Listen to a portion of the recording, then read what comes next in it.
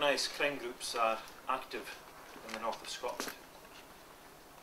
They're setting up sophisticated cannabis cultivations within residential premises,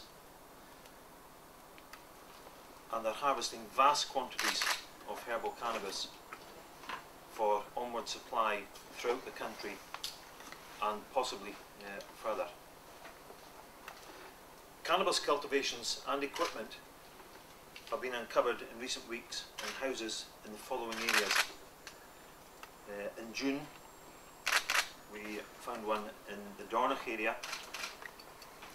Later on that month, found further premises in Fern.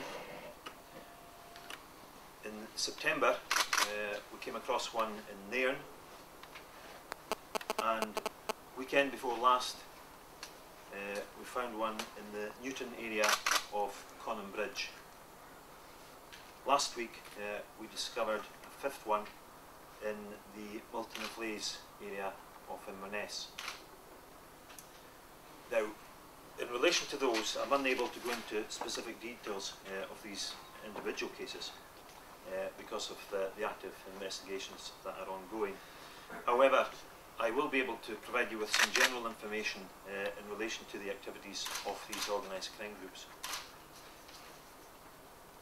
We have set up a dedicated team in order to analyse all the evidence and information that we've gathered from these 5 locations. We're liaising with other forces in relation to similar crimes across Scotland, and we will be investigating any further crimes of this nature that come to light. Now, in relation to that, we strongly suspect that there are further premises throughout the Force area that are being used for this purpose. We are urging the public to be particularly vigilant in relation to these matters. And if you'll permit me, I have a number of points for the public to look out for. And it's not only the general public. What we find is that houses are leased. They are usually paid for in cash. And my first plea is to landlords or owners of property for let or letting agents that they should be checking any premises that they have let out. And when they are doing that, they should ensure that they gain access to the interior. I'd also appeal to the neighbours of leased premises, or to postmen or other persons providing services to these premises, perhaps delivering items or whatever. And here are a number of factors that we would ask them to look out for. Firstly, the windows of the properties are invariably blanked off from the inside, covered. The curtains will be drawn, the blinds will be shut. The visits to the premises usually occur at very unusual hours of the day and night.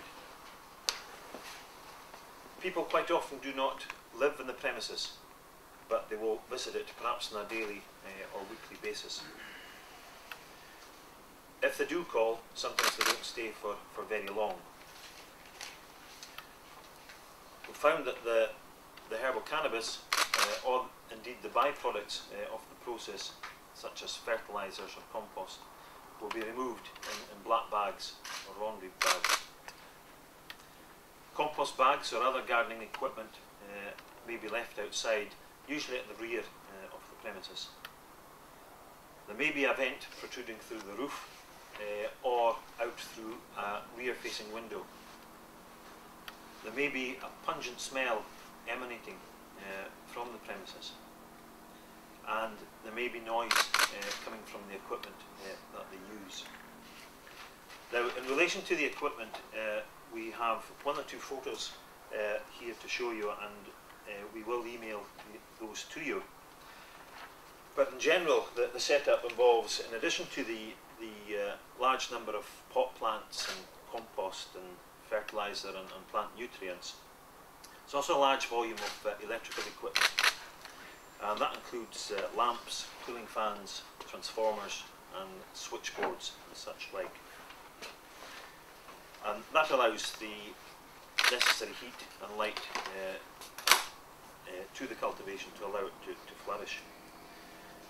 However, in order, one, to provide all this power for that purpose, and also to disguise the fact that they are using such a quantity of power, they invariably have to tamper with the electrical supply to the house. That in itself is inherently dangerous, and I cannot overemphasise the risk of fire which this involves in these premises that have been turned in. From some of the photos that you'll see there, you'll see what I'm talking about with the miles and miles, meters and meters of cable that needs to be strewn throughout the house in order to provide the electrical supply. The people involved in these crimes target properties which are either isolated or they tend to be in fairly new schemes or housing estates. And the reason for that is that they can sort of fit in and notice that not everybody knows everybody else. So we have found, certainly our own experience and the experience elsewhere nationally, is that it's one of these two options, just in general terms. We would urge landlords and owners of letting properties to be particularly vigilant. Anybody, of course, who suspects anything from the points I've given, or anything else that raises their suspicion that this activity might be taking place, is urged to contact us, either on Crime Stoppers or their local police station, and we will be able to deal with the matter.